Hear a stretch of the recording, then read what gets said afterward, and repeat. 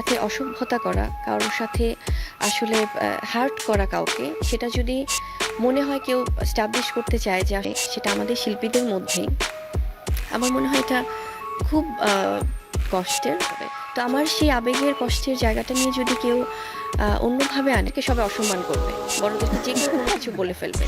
তো আজকে breaking news, একটি টিভি প্রোগ্রামে লাইভে এসে বুবলি অপু বিশ্বাসকে বেয়াদব বলে গালিগালাজ করলেন এবং অভদ্র বলে সম্বোধন করতেন।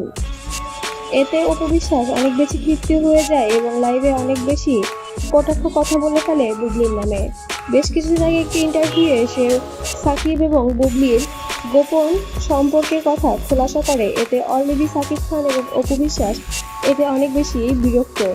এর সূত্র ধরে সাকিব খান বুবলি ওখানে দেখা গেছে যে আমি বাচ্চাকে নিয়ে, আমি সাকিব একসাথে আমরা রুমে টাইম স্পেন্ড করছি, তো সেখানে হয়তো মানে উনিও এসেছেন আব্রামকে নিয়ে, এরকম তো হয়েছে আসলে। অনেক বেশি রাগ করে এবং অপু বিশ্বাস সুযোগে সদ্ব্যবহার করে দেয়। অপু বিশ্বাস ও বুবলিকে অনেক বেশি গালিগালাজ করে।